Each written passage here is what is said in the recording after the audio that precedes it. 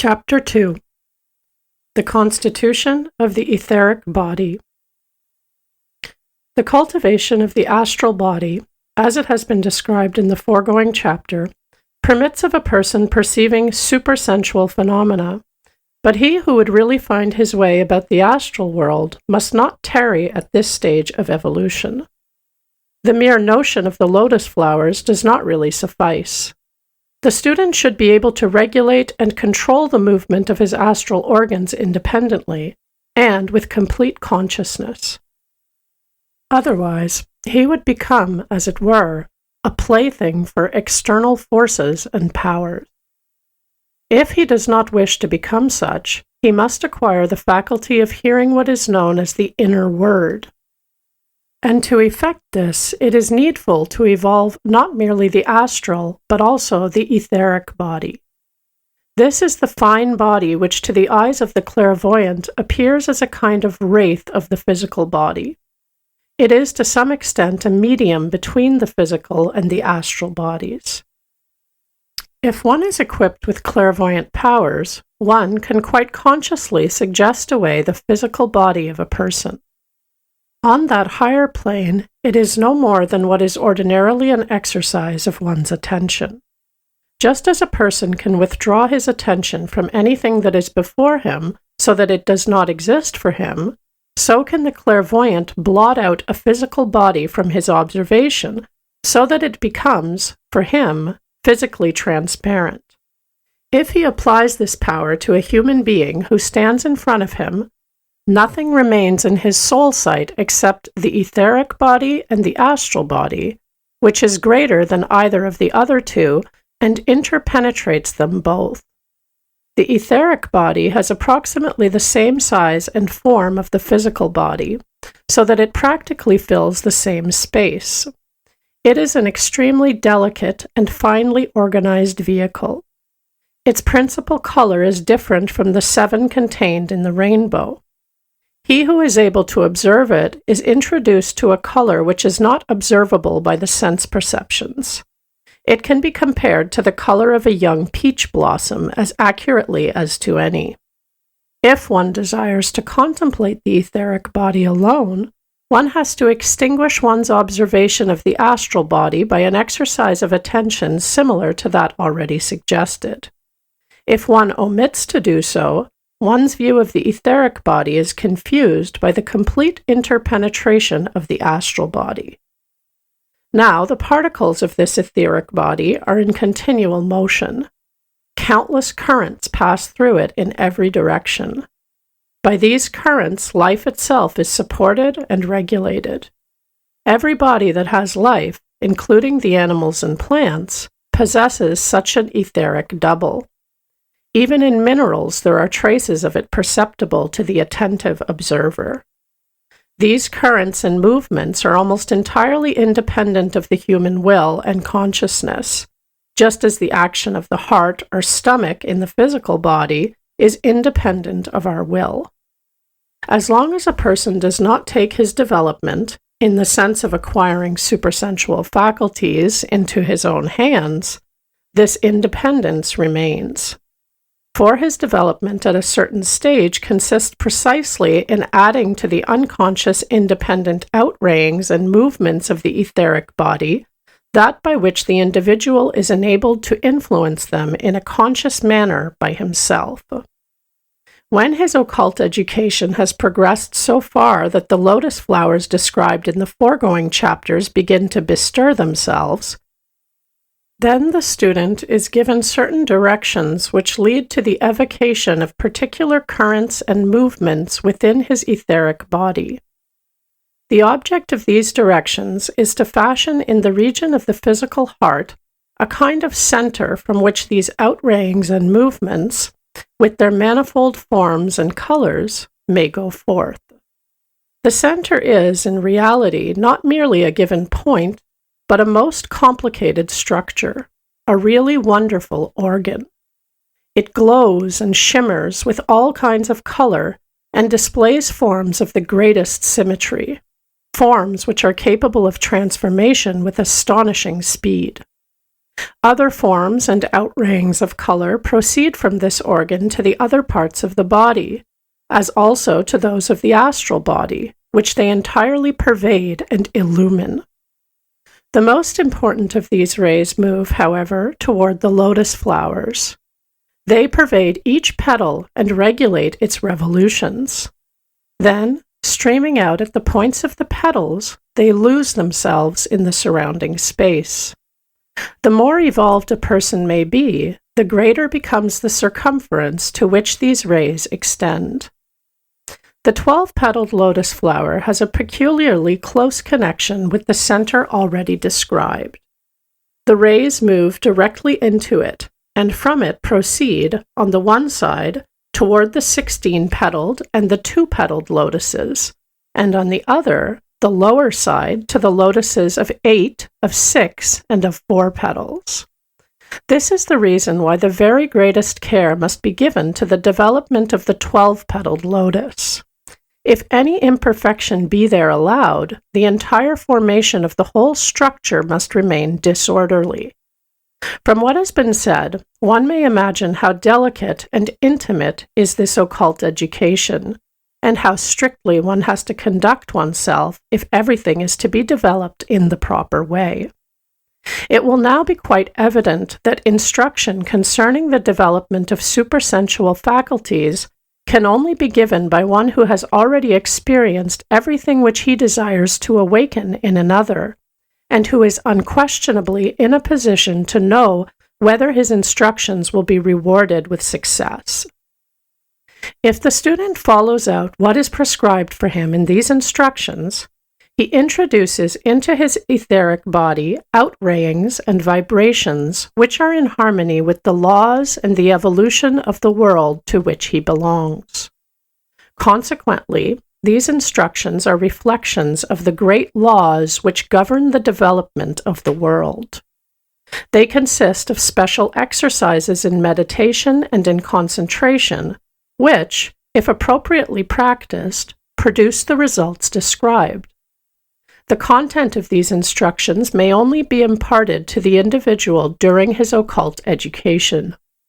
At certain periods, these instructions must entirely pervade his soul with their content, so that he is inwardly, as it were, filled with it. He starts quite simply with what is necessary above all things, a deepening and an interiorization of the reasonable and sensible thoughts of the head. This thought is thus made free and independent of all sense impressions or experiences. It is in a certain manner concentrated into a point which is entirely in the power of the individual. By doing this, a preliminary center for the rays of the etheric body is formed. This center is not yet in the region of the heart, but in that of the head, and it appears to the clairvoyant as the outgoing point of the vibration. Only that occult educational course is successful which creates this center first. If this center were from the outset transferred to the region of the heart, the clairvoyant could doubtless obtain glimpses of the higher worlds. But he would yet lack any true insight into the connection between these higher worlds and that of our senses. And this, for the individual at a certain stage of the world's evolution, is an unconditional necessity. The clairvoyant must not become a mere enthusiast. He must retain his footing upon firm earth. The center in the head, when it has become duly settled, is then transferred further down, that is to say, to the region of the larynx. This change is again induced by a particular exercise of concentration. Then the characteristic vibrations of the etheric body stream forth from this point and illuminate the astral space that surrounds the individual. A further exercise enables the student to determine for himself the position of his etheric body. Hitherto, this position depended upon the forces which came from without or proceeded from the physical body. By means of such development, the individual is able to direct the etheric body to all sides. This faculty is effected by outrayings which move approximately along both hands and are centered in the two-petaled lotus that is situated in the region of the eyes. As a result of all this, the rays which flow forth from the larynx are shaped into round forms, of which a quantity proceed to the two-petaled lotus, and from there take their way as undulating currents along the hands. One finds as a further development that these currents branch out, ramify in a delicate manner, and become in a certain sense like wickerwork, so that the entire etheric body is enmeshed in a network. Since hitherto the etheric body has had no closure to externals, so that the life currents of the great ocean of life flowed freely in and out, it now becomes necessary that impacts from outside should pass through this cuticle. Thus, the individual becomes sensitive to these external streams. They become perceptible to him. The time has now come to give the complete system of rays and vibrations a center in the heart. That, again, is accomplished by means of a meditative and concentrative exercise, and simultaneously the student attains the point at which he can hear the inner word. All things now acquire for him a new significance. They become audible, as it were, in their innermost nature. They speak to him from their true being. The currents already described place him in touch with the interior of the world to which they appertain.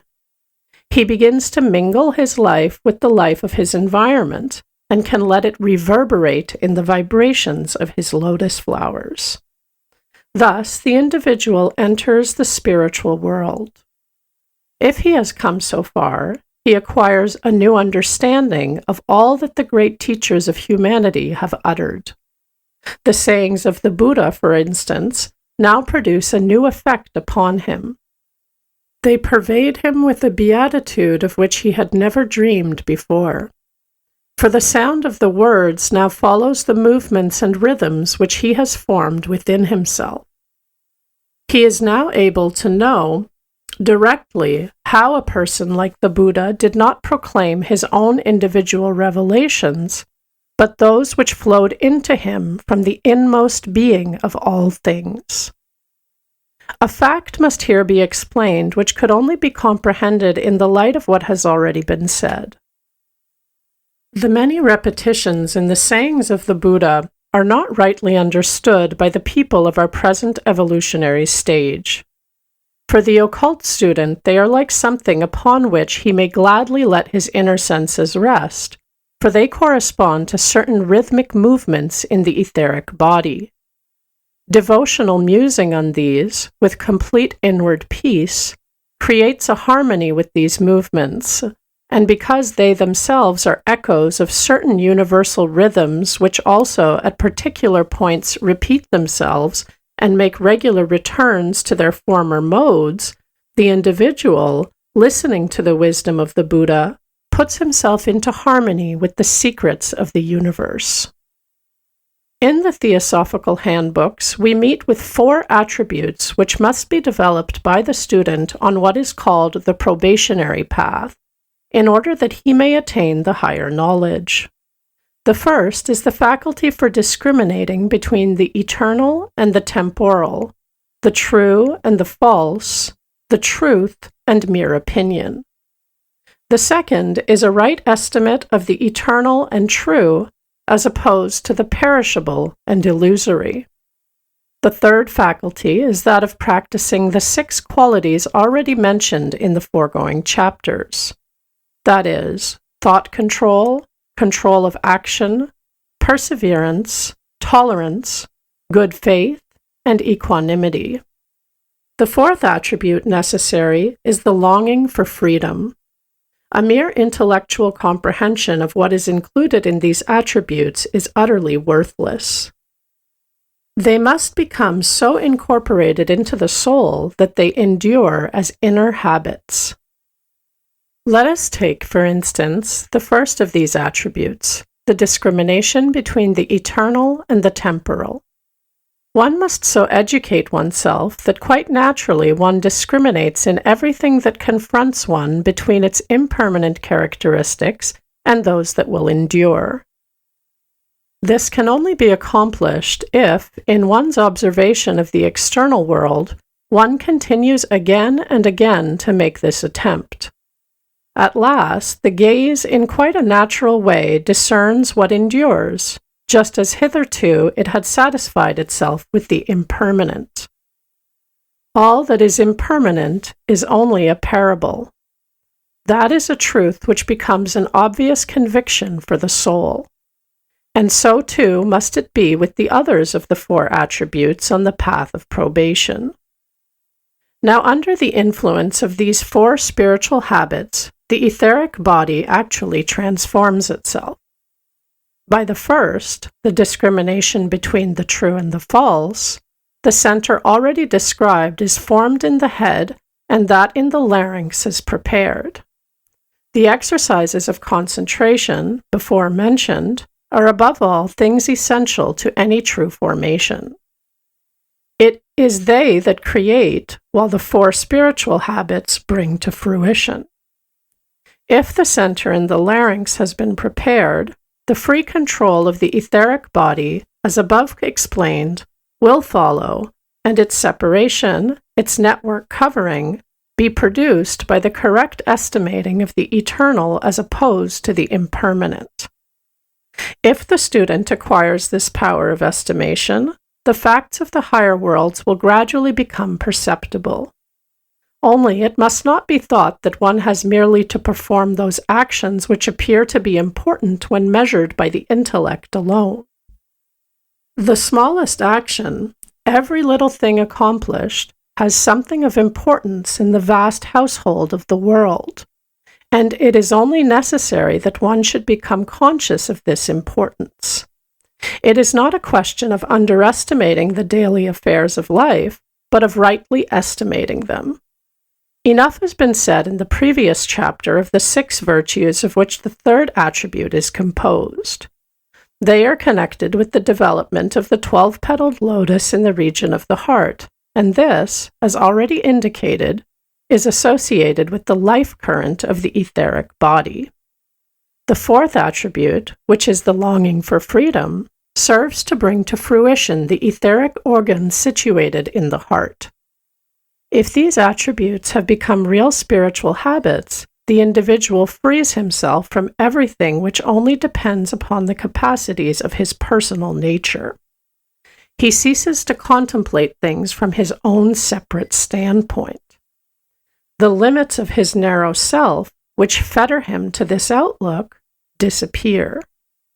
The secrets of the spiritual world reveal themselves to his inner self. This is liberation. For all fetters constrain the individual to regard things and beings as if they corresponded to his personal limitations. From this personal manner of regarding things, the occult student must become independent and free. From this, it will be clear that the writings which have proceeded from the mighty sages can become effective in the innermost deeps of human nature. The sayings concerning the 4 attributes are just such emanations of primeval wisdom. They can be found under one form or another in all the great religions. The founders of the great religions did not give mankind these teachings from vague feeling. They based them on much firmer foundations, because they were mighty initiates. Out of their knowledge did they shape their moral teachings. They were aware how these would react upon the finer nature of men, and desired that the culture of these qualities should gradually lead to the organization of that finer nature. To live according to these great religions is to work out one's own spiritual perfection, and only in so doing can one really serve the world. Self-perfection is in no wish selfish, for the imperfect man is also an imperfect servant of humanity and of the world. The more perfect one becomes, the more does one serve the world. If the rose adorns herself, she adorns the garden. The founders of religions are therefore the great magicians. That which comes from them flows into the souls of men and women, and thus with humanity the whole world moves forward. The founders of religions have consciously worked with this evolutionary process of humanity. One only understands the true meaning of religious instructions when one realizes that they are the result of actual knowledge concerning the innermost depths of human nature. The leaders of religion were mighty sages, and it is out of their knowledge that the ideals of humanity have sprung. Yet the individual comes nearer to these leaders when he uplifts himself in his own evolution to their heights. If a person has evolved his etheric body in the manner just described, an entirely new life is opened up before him, and at the proper period in the course of his training, he now receives that enlightenment which adapts him to this new existence. For example, he sees, by means of the 16-petaled lotus, the shapes of a higher world. He must then realize how different are these forms when caused by this or that object or being. In the first place, he should notice that he is able, in a certain manner, to influence some of these forms very powerfully by means of his thoughts and feelings, but others not at all, or only to a limited extent. One species of these figures will be altered immediately if the observer thinks to himself when they appear, "That is beautiful," and then, in the course of his contemplation, changes his thought and thinks, "That is useful." It is particularly characteristic of the forms which come from minerals or from objects artistically made that they possess the peculiarity of changing under every thought or feeling which is directed upon them by the observer. In a lesser degree, this is also true of the forms that proceed from plants, and to a still smaller extent of those that are connected with animals. These forms are full of life and motion, but this motion only pertains to that part which is under the influence of human thought or feeling, and in the other parts it is affected by the forces upon which a person can exercise no influence.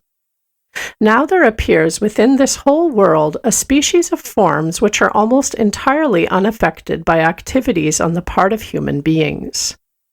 The student can convince himself that these forms proceed either from minerals or artificial shapes, and not from animals or plants.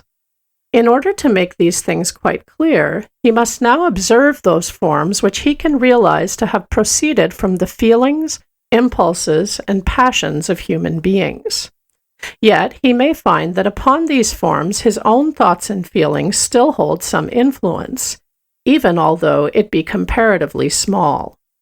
There always remains a residuum of forms in this world upon which all such influences are less and less effective. Indeed, this residuum comprises a very large proportion of those forms which are usually discerned by the student at the outset of his career. He can only enlighten himself concerning the nature of this species by observing himself. He then learns that they were produced by himself, that what he does or wishes or wills finds expression in these forms. An impulse that dwells in him, a desire that he possesses, a purpose that he harbors, and so forth, are all manifested in these forms. Indeed, his whole character displays itself in this world of shapes. By means of his thoughts and feelings, a person can exercise an influence upon all the forms which do not come from himself. But upon those which are sent into the higher world from his own being, he possesses no power when once he has created them. Now, it follows from what has been said that from this higher aspect of human inner nature, one's own world of impulses, desires, and conceptions is seen to express itself in outward shapes, just like all other beings or objects. To the higher knowledge, the inner world appears as a part of the outer world. just as anyone in the physical world who should be surrounded with mirrors could look at his physical form in that way, so too, in a higher world, does the spiritual self of man appear to him as an image reflected in a mirror. At this stage of development, the student has arrived at the point when he overcomes the illusion of the personal self, as it has been expressed in theosophical books. He can now regard that inner personality as something external to himself, just as previously he recognized as external the things which affected his senses.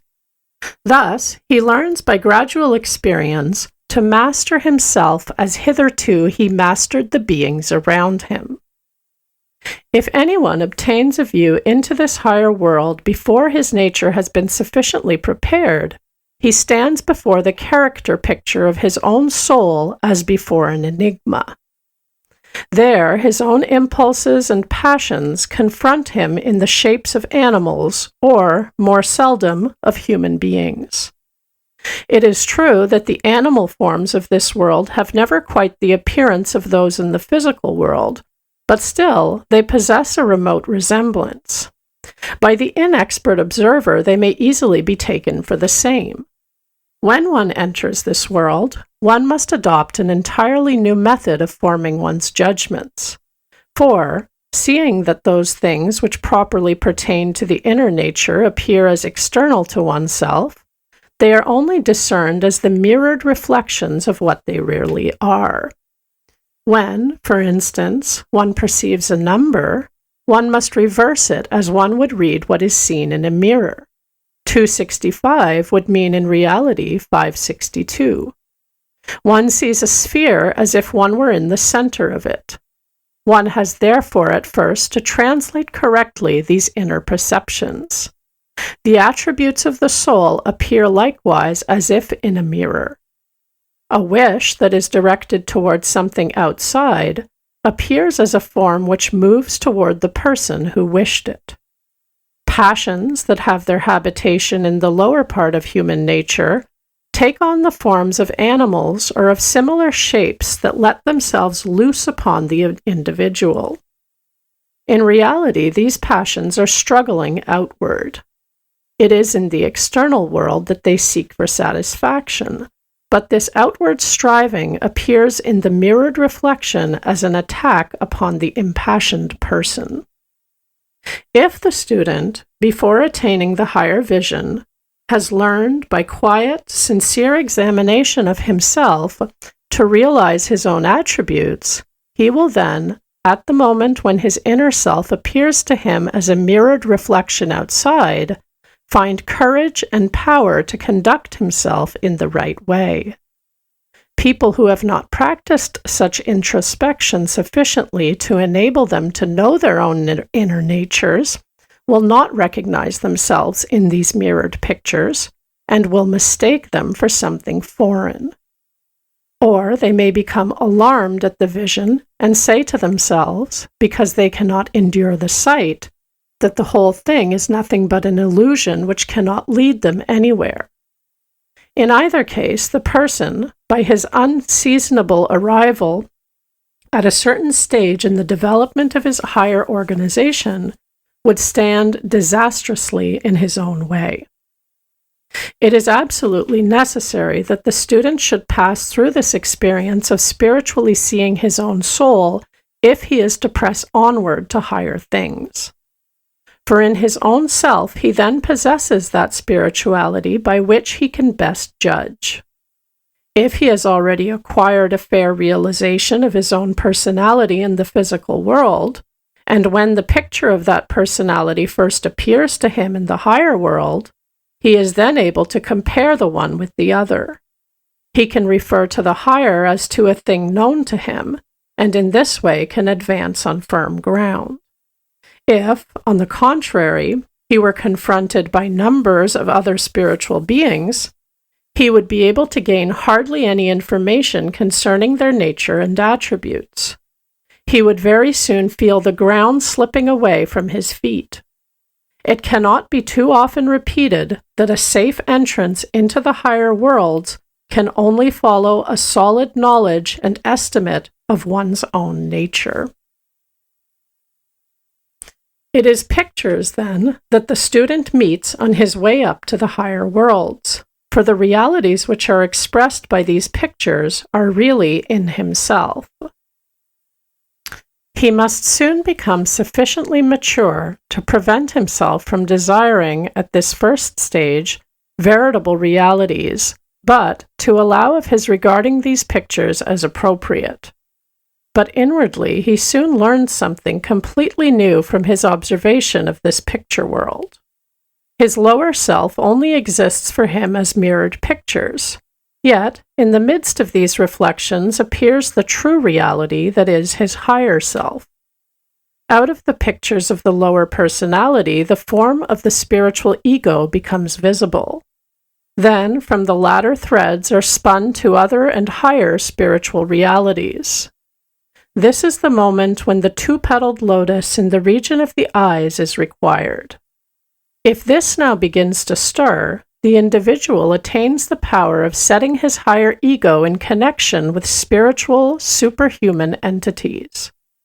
The currents which flow from this lotus move so toward these higher entities that the movements here spoken of are fully apparent to the individual. Just as the light makes physical objects visible to the eyes, these currents reveal the spiritual things of the higher worlds. Through sinking himself into certain ideas which the teacher imparts to the pupil in personal intercourse, the latter learns to set in motion and then to direct the currents proceeding from this lotus flower of the eyes. At this stage of development especially, what is meant by a really sound capacity for judgment and a clear, logical training is manifested. One has only to consider that here the higher self, which had hitherto slumbered unconscious and like a seed, is born into conscious existence. One is here concerned not with a figurative, but with a veritable birth in the spiritual world, and the being now born, the higher self, if it is to be capable of life, must enter that world with all the necessary organs and conditions. Just as nature takes precautions that a child shall come into the world with well-formed ears and eyes, one must take precautions in the self-development of an individual so that his higher self shall enter existence with the necessary attributes. These laws, which have to do with the development of the higher organs of the spirit, are no other than the sound, rational, and moral laws of the physical world. The spiritual ego matures in the physical self, as the child in the mother's womb. The health of the child depends upon the normal working of natural laws in the womb of the mother. The health of the spiritual self is similarly conditioned by the laws of common intelligence and reason that work in the physical life. No one who does not live and think healthily in the physical world can give birth to a sound spiritual self. Natural and rational life is the basis of all true spiritual evolution. Just as the child, when still in the womb of the mother, lives according to natural forces which after its birth it uses with its organs of sense, so the higher self in a human being lives according to the laws of the spiritual world even during its physical incarceration. And even as the child out of a vague sensational life acquires the powers above mentioned, so can a human being also acquire the powers of the spiritual world before his own higher self is born. Indeed, he must do this if the latter is to enter its world as a completely developed being. It would be quite wrong for anyone to say, I cannot follow the teachings of the mystic and theosophist until I can see them for myself, for if he should adopt this view, he could certainly never attain to genuine higher knowledge. He would be in the same position as a child in the mother's womb who should reject the powers that would come to him through the mother, and should intend to wait until he could create them for himself. Even as the embryo of the child learns in its dim life to accept as right and good what is offered to it, so should it be with the person who is still blindfolded in relation to the truths declared in the teachings of mystic or theosophist. There is an insight based upon intuition of the truth and a clear, sound, all-round critical reason concerning these teachings that exists before one can yet see spiritual things for oneself. First, one must learn the mystical wisdom, and by this very study prepare oneself to see. A person who should learn to see before he has prepared himself in this way would resemble a child who was born with eyes and ears but without a brain. The entire world of sound and color would widen out before him, but he could make no use of it. That which before appealed to the student through his sense of truth, his reason, and his intelligence, becomes, at the stage of occult education already described, his own experience. He now has a direct realization of his higher self, and he learns how this higher self is connected with spiritual entities of a loftier nature, and how it forms a union with them. He sees how the lower self descends from a higher world, and it is revealed to him how his higher nature outlasts the lower. Now he can distinguish between what is permanent in himself and what is perishable, and this is nothing less than the power to understand from his own observation the teachings concerning the incarnation of the higher self in the lower. It will now become plain to him that he stands in a lofty spiritual relation thereto, that his attributes and his destiny are originated by this very relation. He learns to know the law of his life, his karma. He perceives that his lower self, as it at present shapes his destiny, is only one of the forms which can be adopted by his higher nature. He discerns the possibilities stretching before his higher self of working upon his own nature so that he may become ever more and more perfect. Now, too, he can penetrate into the great differences between human beings in regard to their comparative perfection. He will recognize that there are before him people who have already traversed the stages that still lie in front of him.